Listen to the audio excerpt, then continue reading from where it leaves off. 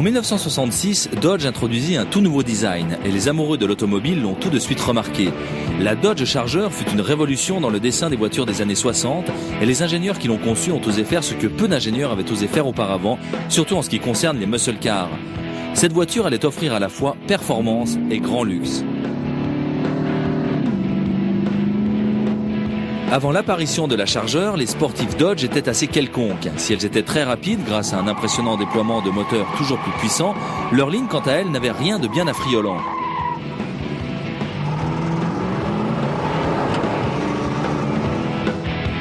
La Charger possédait d'innombrables atouts. La ligne de son toit était très surprenante par rapport aux autres coupés du marché. Son intérieur était revêtu de moquettes pelucheuses fabriquées spécialement par Chrysler et lorsque l'on mettait le pied au plancher, on comprenait alors pourquoi elle s'appelait Charger. Mais la Charger fut conçue dans un but bien précis, à savoir sa participation aux courses de Super Speedway. Nous étions en 1966 et les épreuves de NASCAR étaient les plus suivies à cette époque. Aucune autre course n'était aussi excitante que les Fender Banging de Daytona et de Darlington, courses où l'on atteignait des vitesses proches de 290 km/h. Avec ses nouvelles formes aérodynamiques, la Charger fut une révélation sur ce type de circuit. Dodge était la division sportive de Chrysler, et la Charger fut la preuve que Dodge ne perdait pas son temps lorsqu'elle décida d'introduire cette voiture en stock car. Lorsqu'elle fit son apparition en 1966, c'était là la première tentative d'un grand constructeur de fabriquer une voiture dont toutes les pièces seraient conçues en fonction de l'aérodynamisme et de la course. Mais Dodge était aussi une division de voitures dites cool de Chrysler, ce qui signifiait que même si la forme de la Charger était dessinée pour la compétition, cette voiture devrait posséder une panoplie d'options de luxe en plus de ses talents de sportive. La Charger était une voiture très classe. Elle était un peu comme la T-Bird. Elle plaisait aux gens qui avaient un salaire élevé. Elle plaisait à des gens qui avaient des goûts distingués, pour ainsi dire.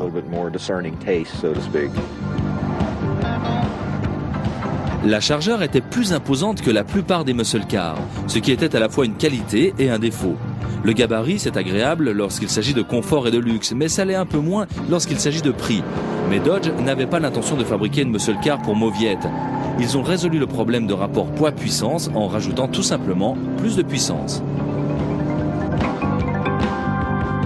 Grâce à son gabarit, tous les remarquables moteurs que Dodge comptait dans son arsenal s'adaptèrent à merveille dans le compartiment moteur de la Charger. La mécanique de base de la Charger n'était pas très puissante, mais il y avait beaucoup de place sous le capot pour installer le moteur phare à l'époque, l'EMI 426.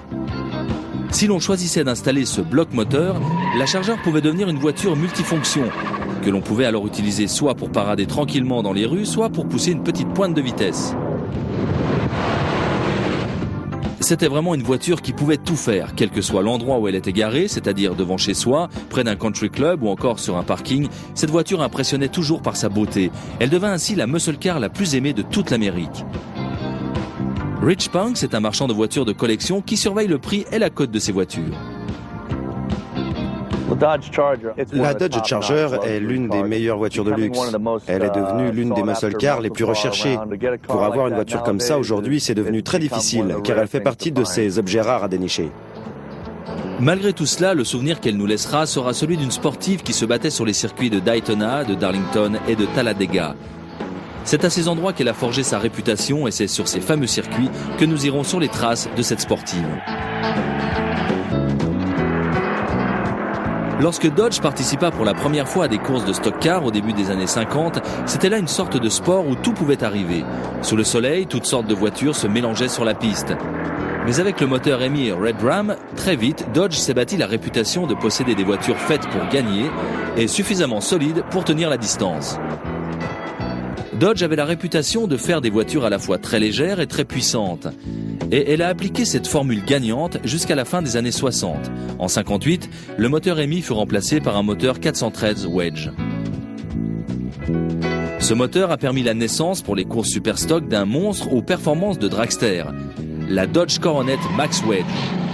Lorsque Chrysler réintroduisit le EMI en 64 en homologuant ce moteur adapté pour toutes sortes de compétitions, les courses de dragster et de stock car sont soudain devenues des chasses gardées pour les Dodge et les Plymouth. Mais même si les Mopars étaient les voitures qui gagnaient sur les circuits américains, cependant tout n'était pas rose chez les concessionnaires. Dès le milieu de l'année 64, le nouveau et très lucratif marché de la muscle car fut dominé par des voitures qui faisaient beaucoup plus jeunes que les Mopars de taille moyenne. Les responsables de Dodge, en particulier, essuyèrent des critiques assez vives car ils faisaient partie du département Chrysler Think Young, qui voulait dire « penser jeune ». Mais Dodge avait un projet dans ses cartons. Et lorsque le reste du monde, y compris le département jumeau, Plymouth, se lança sur le marché des pony cars, Dodge préféra se concentrer sur une plus grande voiture. Pour certains, cela faisait déjà partie du passé. Mais la Dodge qui était sur les planches à dessin allait retenir toute l'attention. Dodge a réalisé quelque chose d'inhabituel. Au lieu de construire une petite voiture, ils ont vraiment fabriqué une très jolie automobile de taille moyenne qui fut baptisée Charger. Ils ont pris une toute autre direction que Ford et General Motors avec les Camaro et autres Firebird. Durant l'été 65, Dodge présenta un concept car appelé la Charger 2. Elle fut créée par un ingénieur qui dessinait un toit dont la ligne descendait en piqué jusqu'au pare-choc arrière.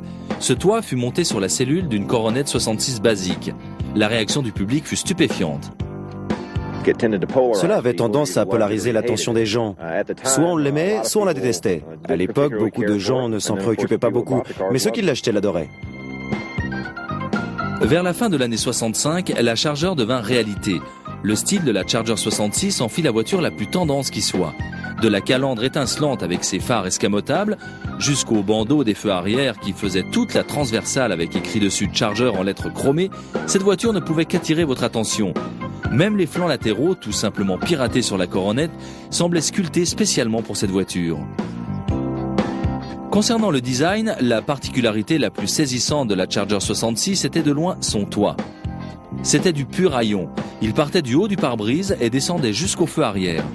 De plus, on y intégra une lunette arrière plate qui fit plus office de lucarne que d'une réelle lunette.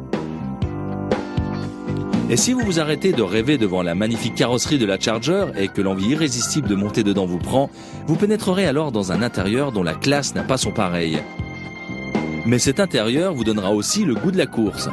Les 4 sièges baquets et la console centrale occupant toute la longueur disponible dominent cet habitacle. Enfin, un tableau de bord mi-voiture de course, mi-vaisseau spatial donne la touche finale à cet ensemble luxueux. Parmi les traits uniques de l'intérieur de la Charger, il y avait les dossiers des sièges arrière qui pouvaient se rabattre. On pouvait alors charger beaucoup de bagages ou pourquoi pas caser ses amis dedans et partir regarder un film au drive-in. Dodge factura cette voiture comme un coupé sport de luxe et ils eurent parfaitement raison. La plupart des équipements de cette voiture étaient de série. Cela comprenait entre autres un volant en bois et une transmission automatique ou à 4 vitesses au plancher. Le moteur de base de la Charger 66 était le peu puissant 318, mais on pouvait en option choisir d'autres motorisations qui permettaient alors de bien meilleures performances. On optait donc soit pour un moteur 361 avec un carburateur double corps et d'une puissance de 265 chevaux, soit pour le couple 383 de 325 chevaux. Mais grâce à sa puissance rarement égalée, le 426 Hemi Street fut le moteur qui bâtit la réputation de la Charger. Le moteur Hemi pouvait transformer une pile de briques en une muscle car. Une fois installé dans la Charger, ce moteur a fait de cette nouvelle voiture la plus désirable de l'année 66. Plus de 37 000 Charger 66 ont été vendus cette saison-là. Mais l'avenir fut encore plus brillant pour leur nouvelle progéniture et cet avenir démarra sur les circuits de stock car.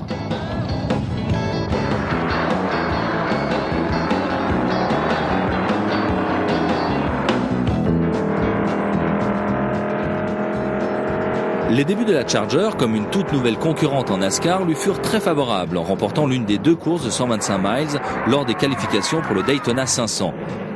Rapidement, pourtant, ils se sont aperçus que lors des premières tentatives pour accéder au top niveau, l'aérodynamisme de la Charger nécessitait quelques réajustements. Même si le dessin du haillon était excellent afin de réduire la traînée, les longs flancs de la Charger la faisaient sous-virer à grande vitesse. NASCAR a finalement permis aux écuries faisant courir la Charger de monter un petit aileron sur le coffre, ce qui a permis de produire l'appui tant désiré.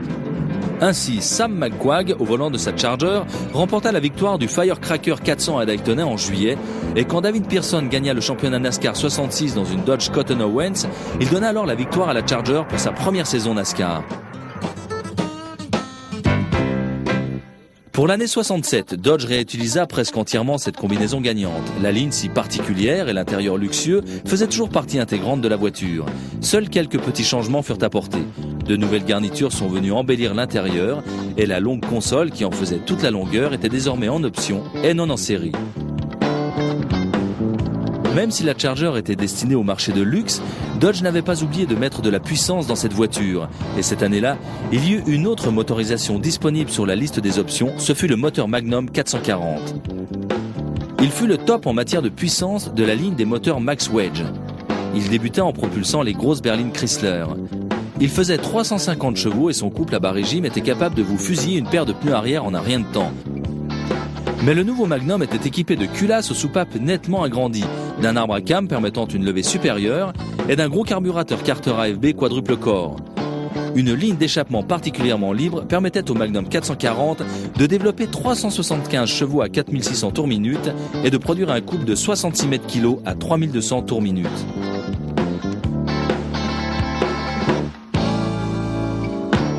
Le 440 était vraiment un très bon moteur pour une routière. En fait, la plupart des gens pensent que le 440 fut un meilleur moteur pour une routière que le MI 426. Le Magnum 440 a la capacité de produire un couple phénoménal à bas régime et son tarif, particulièrement bon marché, presque $300 moins cher que le MI, a fait de cette voiture la nouvelle star de la route. Malheureusement pour Dodge, la Charger n'était pas aussi populaire dans la rue que sur les pistes NASCAR. Les fanatiques de muscle car voyaient en effet arriver sur le marché de nouvelles pony cars telles que la Camaro et la Firebird. La Charger était déjà plus grosse et plus chère que la plupart des muscle cars de taille moyenne et ces nouvelles petites bombes ont tout simplement rendu la situation de Dodge encore plus difficile. Durant cette année-là, les ventes de la Charger tombèrent à moins de 16 000 voitures. Il était grand temps de procéder à un bon lifting.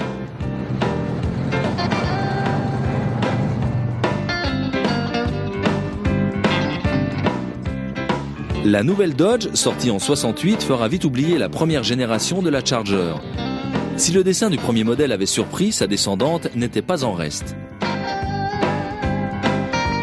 Au lieu d'une simple coronette avec haillons, le design de la Charger était bien particulier.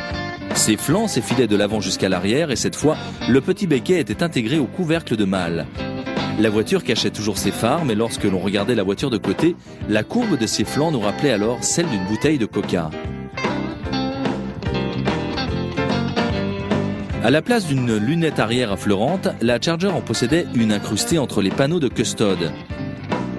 On avait alors une meilleure visibilité arrière tout en gardant le style si particulier du haillon de la Charger. À l'intérieur, le style gosse de riche continuait avec un tout nouveau tableau de bord muni d'un compteur indiquant fièrement 240 km/h et un assortiment complet de jauges et indicateurs divers. Sous le capot, la gamme de moteurs mise à disposition de la clientèle restait identique et dans le tout nouveau modèle Charger RT, le moteur Magnum 440 et la transmission automatique TorqueFlite devenaient même des équipements de série. Les ventes de Charger ont immédiatement repris en 68 avec quelques 96 000 voitures vendues cette année-là. Enfin, la Charger était devenue l'une des muscle cars préférées des Américains. Mais pour ce qui était du style de carrosserie, les professionnels de la course avaient espéré mieux.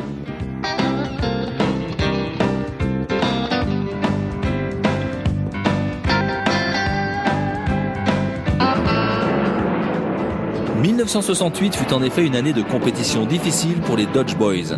La calandre et la lunette arrière encastrée posaient de sérieux problèmes à la Charger sur les super speedway. Pendant ce temps, la nouvelle Ford Torino, qui ressemblait comme deux gouttes d'eau aux Charger 66 et 67, était couronnée de succès.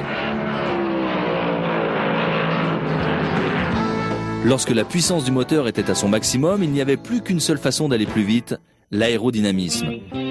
Dès juin 68, les ingénieurs de Chrysler élaborèrent une nouvelle version de la Charger spécialement pour la course. Et grâce aux heures passées dans la soufflerie, ces ingénieurs ont totalement transformé les deux parties qui posaient problème auparavant. La calandre, qui se comportait comme une gigantesque prise d'air, fut remplacée par une autre, avec phare fixe, mais cette fois, le tout étant emprunté à une coronette de 68. La fameuse lunette arrière encastrée, qui détériorait si efficacement la tenue de route de la voiture, disparut. Et une nouvelle lunette arrière affleurante fut installée, la Charger retrouvant là un peu de son design originel. Ces deux changements qui venaient s'ajouter aux flancs sculptés et au béquet arrière intégré offrirent à cette voiture un meilleur aérodynamisme qu'avec la carrosserie standard. Cependant, les règles NASCAR stipulaient qu'il devait y avoir un minimum de 500 voitures construites pour obtenir son homologation. Dès lors, Dodge chargea Creative Industries, entreprise spécialisée dans la carrosserie artisanale, d'assembler cette voiture. Ils ne produiront pas les 500 exemplaires demandés, mais de très peu. Lorsqu'elle fut prête pour la saison NASCAR 69, les équipes se lancèrent sur les circuits avec cette nouvelle voiture désormais baptisée Charger 500. Tout le monde pensait qu'ils avaient rebaptisé cette voiture par rapport au Daytona 500 ou encore au Talladega 500. En fait, cela n'avait rien à voir. Ils l'ont simplement appelé comme ça lorsque les 500 voitures furent construites. La Charger 500 cette année-là manqua de peu la victoire au Daytona 500. Ce genre de résultat aurait pu enthousiasmer n'importe qui, mais pour les ingénieurs de Chrysler impliqués dans la compétition, ce n'était pas pleinement satisfaisant. Ils sont retournés en soufflerie, laissant la Charger 500 se bâtir une réputation en ville.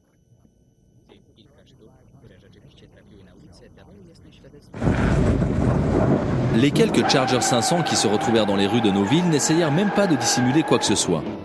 Au début, le moteur de base fut le MI 426, mais il fut vite remplacé par le Magnum 440. Les emblèmes 500 étaient placés sur la calandre et à l'arrière de la voiture, bien sûr. Une large bande blanche venait entourer les flancs arrière de la voiture et incrusté dans cette dernière le chiffre 500. La Charger 500 était une superbe machine pour la route. Elle avait de la puissance à revendre et de surcroît, elle était très belle. Elle était différente de toutes les autres voitures, même de sa sœur, la Charger 69. Le seul problème, c'est qu'il n'y en avait que 500, voire même vraisemblablement moins. Résultat, très peu de gens ont pu voir une Charger 500 et encore moins en posséder une. La plupart des fans de la Charger en 69 devaient se contenter d'une Charger classique, comme la RT ou encore la très luxueuse Charger SE. Mais cela restait quand même de bons choix, non ?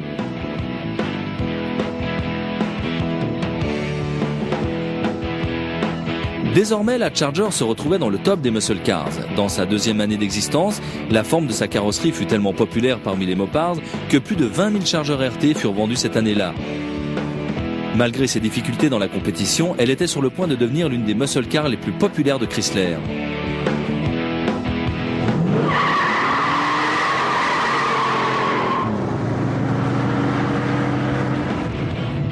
Les ventes des trois versions de la Charger se maintenaient solidement aux alentours des 90 000 unités pour l'année 69. Mais manifestement, les ingénieurs de Dodge n'étaient pas encore satisfaits. Une autre Charger 69 attendait dans les coulisses et celle-ci allait en mettre plein la vue à tout le monde, de Talladega jusqu'à Daytona.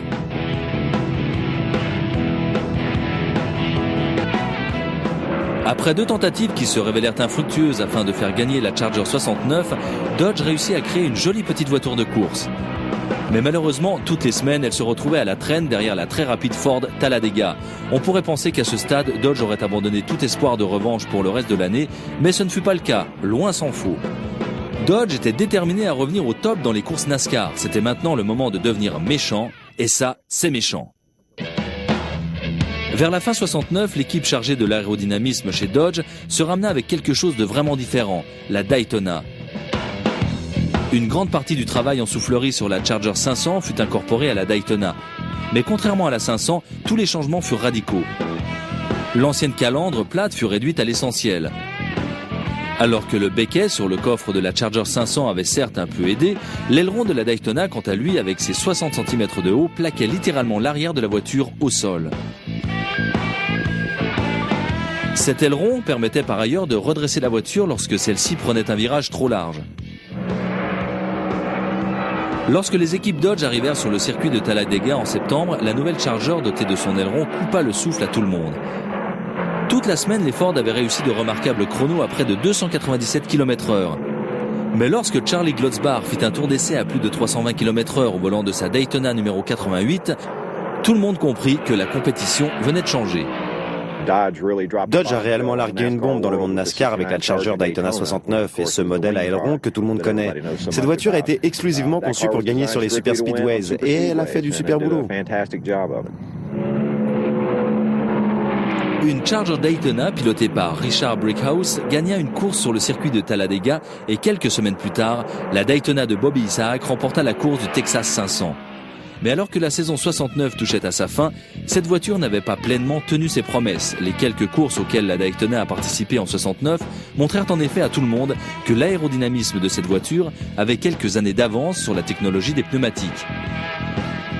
Dodge partit encore courir à Daytona en 70, mais cette fois-ci aux côtés d'une nouvelle concurrente à aileron de chez Plymouth, la Superbird. Cette année-là, avec une piste dont la surface fut modernisée et dotée de meilleurs pneus, la Charger démontra finalement sa supériorité que les ingénieurs de Chrysler tentaient d'obtenir depuis la première Charger 66. Le chemin fut bien long, mais quelle belle récompense!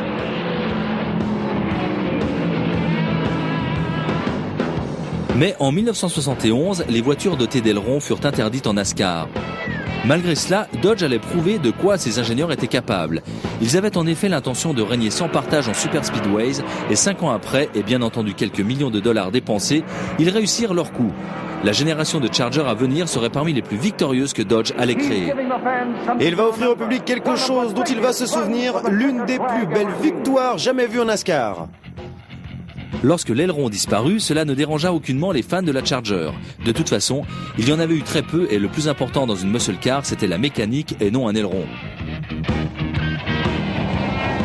En 71, Dodge fusionna la Coronet et la Charger et la voiture bénéficia d'un nouveau look. Ainsi, il y eut 6 modèles différents de Charger.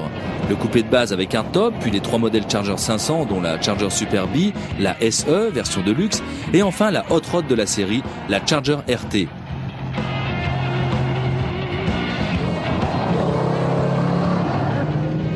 Même si les taux de compression avaient baissé, les chevaux Mopar étaient toujours bien en vie sous le capot. Le moteur 440 et le MI 426 étaient toujours aussi agressifs. La Charger de 71 allait tout de même constituer la dernière ligne droite pour le MI.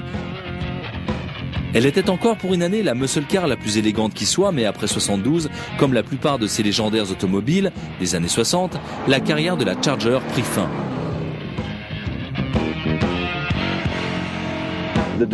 La fin de la Charger s'alignait en fait sur la fin des muscle cars en général.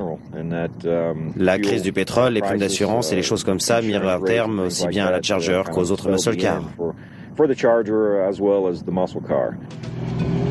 Il y eut cependant un post-scriptum à l'histoire de la Charger, avec celle qui est peut-être la plus populaire, ou du moins la plus connue de tous les temps, la General Lee. Chaque semaine, depuis des années, une Charger 69, habillée du drapeau des Confédérés et d'un petit klaxon insolent, largue la police et rattrape les méchants à la télévision. Elle fait le bonheur de millions de personnes. Aujourd'hui, une Dodge Charger qui vole au-dessus des rivières ne semblerait pas très réaliste. Mais la Charger a fait pas mal de choses surprenantes dans sa vie, donc allez savoir.